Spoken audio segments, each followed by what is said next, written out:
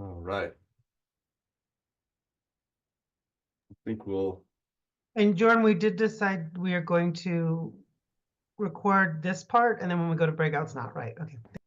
yeah, that's right. We'll record the main session so that folks that aren't able to attend can watch later, and then we'll turn off the recording when we go to questions so folks can feel comfortable asking questions.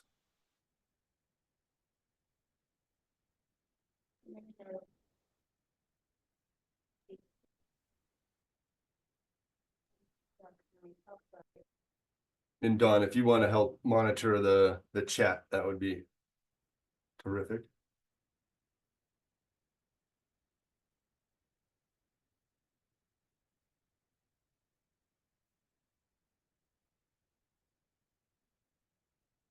Welcome, welcome, everyone.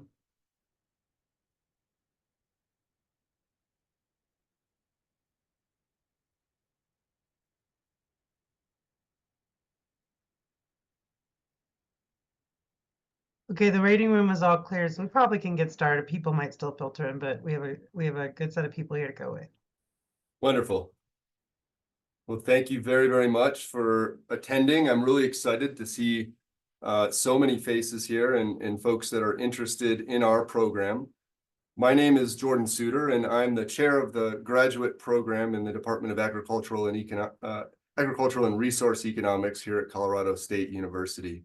Now, my role today is really to talk a little bit about our department and program and spend some time thinking about why I think our program has a lot to offer and why I hope you'll consider applying to our program. We'll then have a chance for you to ask general questions. If you have some questions about the application process or the program more generally, we're happy to field those. And then we do have several faculty members here today, and we'll have some breakout rooms. So once we're done with some general questions, we'll spend 10 to 15 minutes there. We'll give you a chance to go into a breakout room if you so choose, to meet individually with a couple of our faculty members in a particular research area, and you can toggle between those areas as well. So again, thank you very much for attending. I'm going to begin just by giving you a brief overview of our graduate program. So we do offer master's and PhD degrees with fields in both agricultural economics and environmental and natural resource economics. Now, I think it's really powerful that we offer both degrees.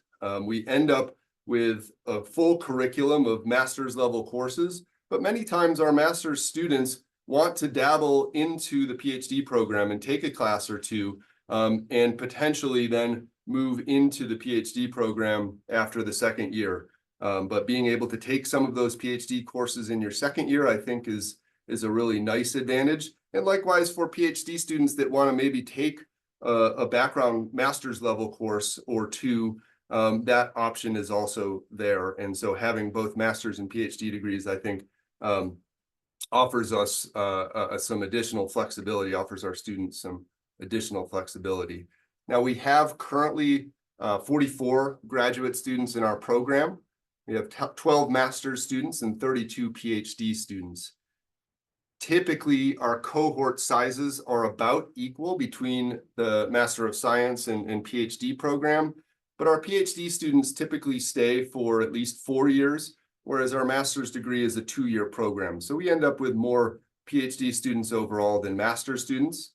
Those students tend to be relatively equally split between interests in agricultural economics and environmental and natural resource economics, and of course, some students that blend the two of those fields. About half of our students come from outside of the United States. We love our international students from really all over the world. We have students from South America, from Africa, from Asia, Europe, and obviously the United States. So we really value our international students. And all of our students are supported by our faculty. We currently have 24 tenure track faculty members who advise students in our graduate program. And I'll talk a little bit about some of the expertise in the department, but I know that our faculty members really value the students that we have and the contributions that they make to both teaching and research. And so that mentorship is a key part of what our faculty work on. Now, a little bit about admissions and funding. We're going to have our application due date be February 1st, and all of the applications that we receive by February 1st will be reviewed for both admissions and funding by a departmental committee. So each application will have at least 2 faculty members review that application. And again, all of those applicants will be considered for assistantship funding. A common question that we get is, do I need to be sponsored by an individual faculty member? And the answer to that is no. You don't have to have one individual faculty sponsor you. We're going to review all of the applications and choose those students for funding that we think have the highest quality of application and the best fit with the interests of the department. Now, we intend to make 5 to 10 assistantship funding offers to master's students this coming year, as well as 10 to 15 PhD students. That's commensurate with what we've done in recent years, and I would expect that we'll be on the upper end of that range there. Our assistantships provide full tuition waiver. In other words, you don't have to pay any tuition. They also provide a monthly stipend and cover your health insurance. For our master's students, our assistantship offers are guaranteed for 2 years. And for our PhD students, those offers are guaranteed for a full 4 years. Now, occasionally we'll have a PhD student that takes longer than 4 years, and we really do try to fund those students past the 4 years if they need another few semesters to finish their degrees. Our assistants are assigned as either a teaching assistant or a research assistant in any given semester, and that depends on some of our departmental needs as well as the interests of the students. It's somewhat typical that students come in as a teaching assistant, and as faculty bring in new grants and projects, they'll request specific students to work as research assistants. Once a student is assigned as a research assistant to a project, we try to keep that consistent until either the graduate student finishes the program or the project itself is finished. We'll talk a little bit more about the application process later in the presentation here. But what I wanted to spend a decent bit of time on is really talking about what I think sets our program apart. I suspect that many of you are applying to multiple programs, and indeed, I would advise you to do that. I think it's a good choice to apply to multiple programs. The marginal cost of another application is relatively low. But I do hope that you'll consider applying to our program, and I think there are some real reasons that we can set ourselves apart in the graduate domain. And the first one is really the teaching and research opportunities that we make available for our students. So all of our incoming students will go through a math review course, what we call Math Camp, as well as a coding camp prior to the beginning of classes in the fall.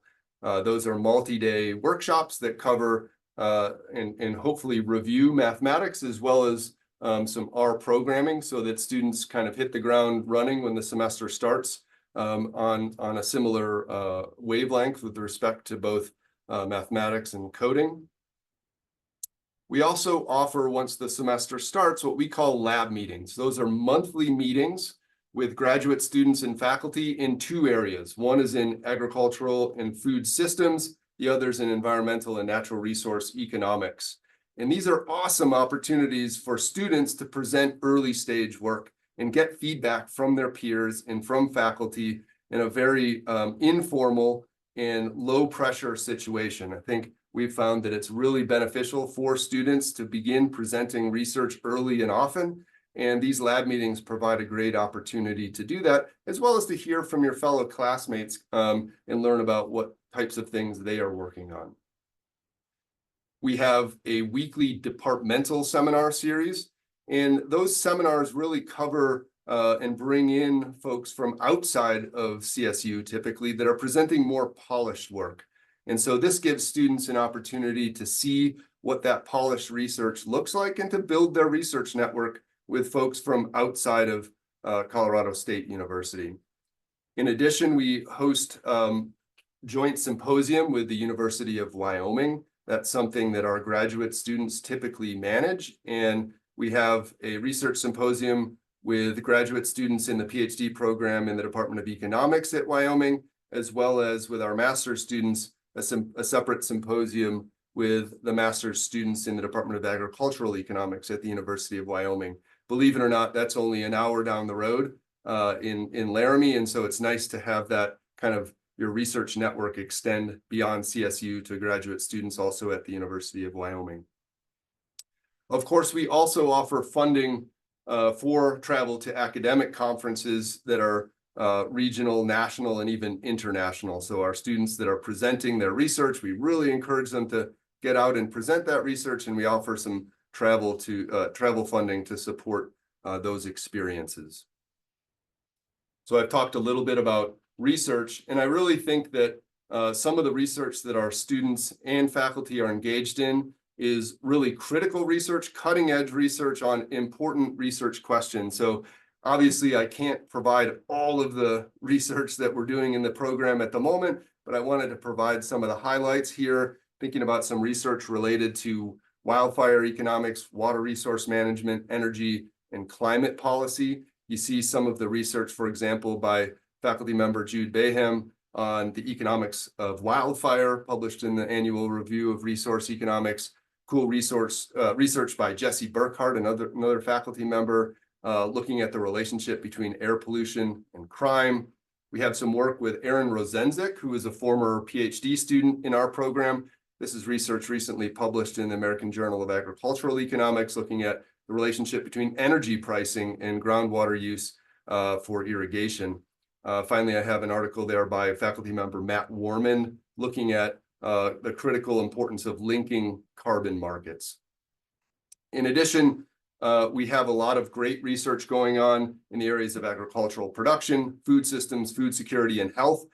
Here's a smattering of papers by students and faculty, some great work by Lauren Chenerides, who will be participating in our breakout sessions, looking at the entry and exit decisions of dollar stores in the United States. Interesting work by Nate DeLay, Dan Mooney, and John Ritten. Also will be participating in our faculty breakout sessions, looking at the relationship between climate and animal agriculture in the United States. Some work by Becca Jablonski there and Dawn Thilmany. Dawn is here and helping to host this event, looking at local food markets and labor decisions. Finally, I have an article there by Josh Burning, Caroline Norris, and Rebecca Cleary. Josh and Rebecca are faculty. Caroline is actually a former master's student who's now a PhD student in our program, and that research looking at food insecurity amongst immigrant populations. So again, just a kind of smattering of work, but it's really work at the cutting edge of our discipline that is answering critical research questions. And I think part of the reason that we're able to engage in such critical research is the support that we have and the infrastructure that we have here at CSU. So our faculty are helping to lead really important engaged research programs across the university. And I'm highlighting a few of these here. Now, I will note that I'll place these slides on our website, and each of these has a hyperlink. So if you're interested in learning more about a particular institute here, I encourage you to click on the link and dig a little bit deeper. But Dawn Thilmany helps to lead our Regional Economic Development, or READY Institute, and that's an institute that is looking at rural economic outcomes across the United States. We have a really vibrant School of Global Environmental Sustainability that is kind of an interdisciplinary home for sustainability-based research, and we have several faculty who are affiliates with that SOGIS program. Faculty member Becca Jablonski has helped to lead the CSU Food Systems Institute, which is doing really critical work related to food systems in Colorado and beyond. And then the Ag Next group is a really interesting industry and faculty partnership that's looking at climate and sustainability issues, particularly related to animal agriculture. And a couple of our faculty members are directly affiliated with that Ag Next program. So again, I encourage you to learn more about all of these programs, but I think they offer really nice opportunities for our graduate students to be engaged in research. We also have some really unique relationships with actual on-campus research partners. So each of these entities has an office here on Colorado State University's campus. The first one is the United States Forest Service Rocky Mountain Research Station. They have several PhD level research economists working here on campus that are also faculty affiliates with our program. And that spurs a lot of collaborative research between the Forest Service and our faculty and students. We've had a number of students then go into internships and actual positions with the research station. So that research often looks at things like wildfire and water resource management. We also have an entity on our Foothills campus, which is just a couple of miles away from the department, with the USDA's National Wildlife Research Center. Now, the NWRC looks primarily at invasive species and invasive species management. They also have several research economists working there that have direct collaborations with our faculty and students. So another kind of unique opportunity to work directly with stakeholders in research. Finally, I'll mention the National Oceanic and Atmospheric Administration's Cooperative Institute for Research on the Atmosphere. Now, CIRA also is based here on campus. And although much of their research is focused on natural sciences, on atmospheric sciences, they have a growing social science group that includes economists and includes some interesting collaborative work with our program. So we have students and faculty currently working on issues related to inland flooding and work with the National Weather Service on the value of climate forecasts, et cetera. And I just think that these opportunities really are unique to CSU, offering you the chance to work directly with stakeholders, with policymakers on research questions that are of vital importance to those stakeholders.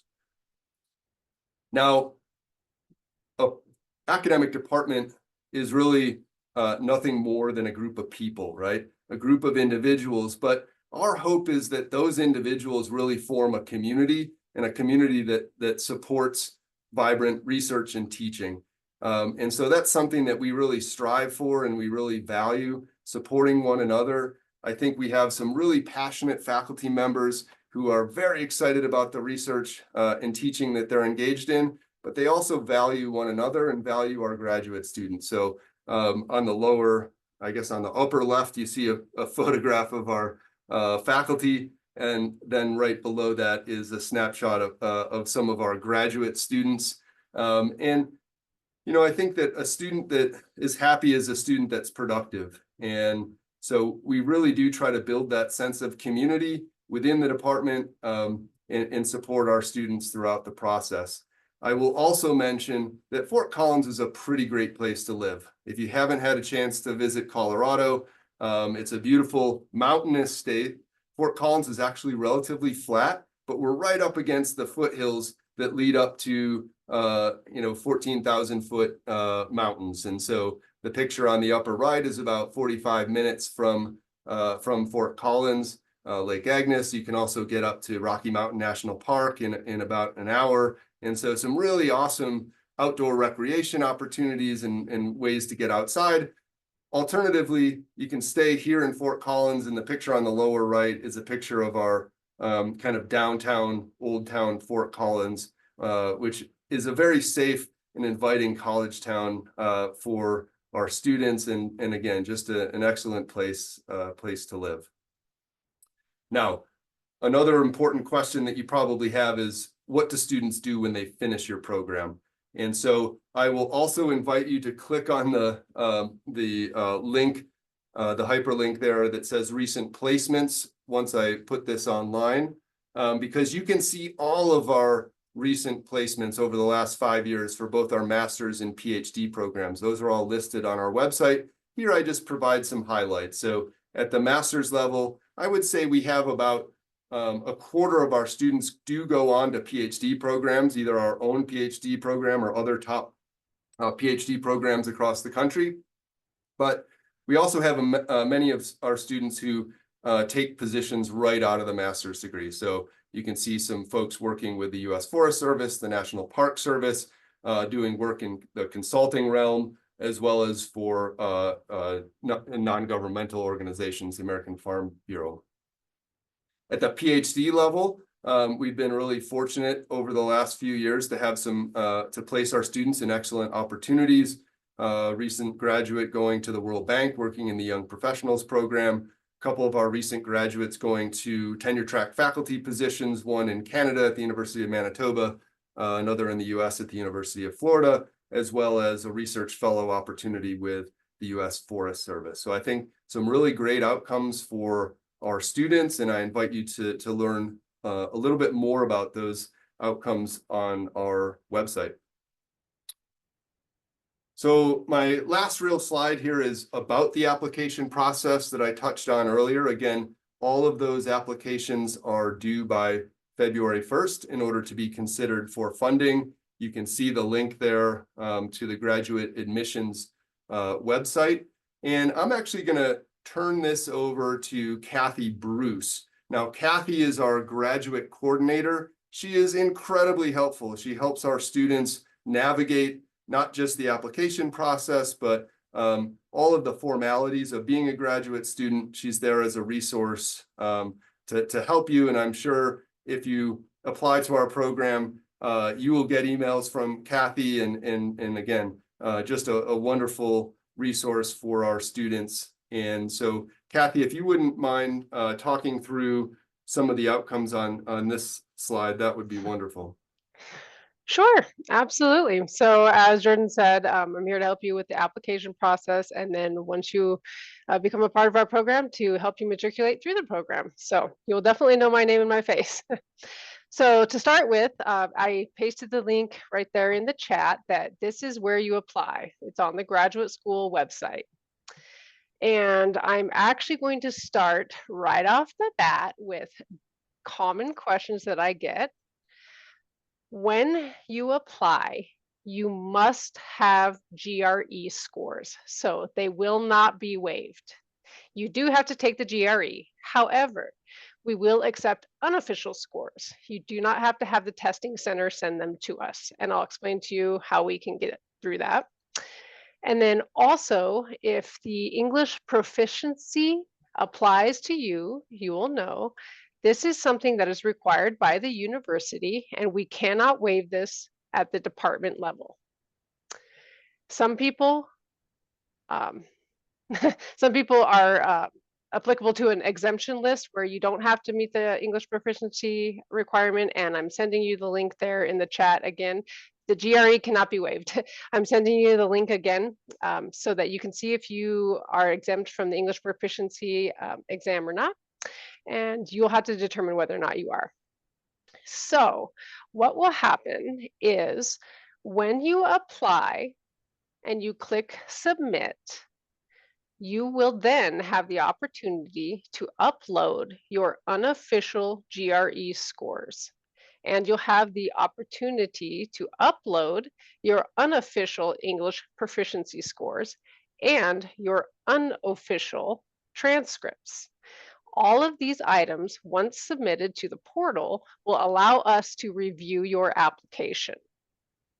And then when we review your application and we decide to admit you, and if we decide to admit you, then you will have to provide official English proficiency scores. We will keep the unofficial GRE scores, and you can provide your official transcripts once you are admitted to the program. So I'm going to kind of go through this a little bit more. It's a little bit complex. I know another very common question is whether or not we can waive the application fee. There are waivers for things such as if you have a recent degree from a Colorado State, not Colorado State, but University of Colorado in Colorado, or if you're an active veteran, things like that. You'll have to go onto the graduate school website to see where you might meet that waiver. But the good news is that if you don't meet the waiver, we have 2 free application days that occur before our February 1st deadline. And what this means is that you can start your application now, and then you can click submit on one of the free application days. You can't click submit before or after because then they will still charge you the fee. So what I'm going to do is I'm going to paste this in the chat. Things that you will have to have ready. You will have to have the names and contact information for your 3 references. Yes, we require 3. You'll have to have your statement of purpose ready, your CV and resume, and you will have to answer our supplemental questions and and then in our statement of purpose, it's the essay. And then there's a personal history statement that the graduate school now requires of you. It's a very simple process. You'll have to be on their website doing the application, and you'll have to see what that is. And then you can go ahead and click submit. When you click submit, on January 14th or 15th, I'm sorry, the slide I missed that I put the wrong dates in there. It's on the 14th or the 15th only of January. You click submit, then you can go into your application and you can upload the unofficial GRE scores, the unofficial English proficiency scores, and your unofficial transcripts. Once all of those items are present, then we will get the application on our side and we can review it. So I think that is the general idea of how and when you apply for our program. And I think there's a lot of questions that came in there through this. A lot of the questions are, again, a lot of them are related to, will we waive the GRE? Will we waive the fee? That's no, we will not waive the GRE. We will not waive the fee. We just are providing you the option to give us the unofficial so you do not have to pay for the official. So I think that that is the basic idea, and I can answer more questions about that. And you'll have to go online. I see a lot of things about if you already have a master's degree, can something be waived in there? You have to go on the graduate school website at the application, on the application process to see if you are exempt from whatever their requirements are. So Thanks so much, Kathy. basic. I know there's probably a lot more questions, and Yeah. I do want to provide a couple of opportunities here. We can take some general questions. If you feel comfortable asking a question to the group, we'll do our best to field it. If you have remaining questions, always feel free to email myself. My email address is there. And so we'll spend 10 minutes or so fielding your general questions, and then we'll go into these breakout rooms where you can talk more individually with our faculty members. Dawn, are you able to stop the recording at this point? Yep, I'll do that right now. Okay, thank you so much. And so are there some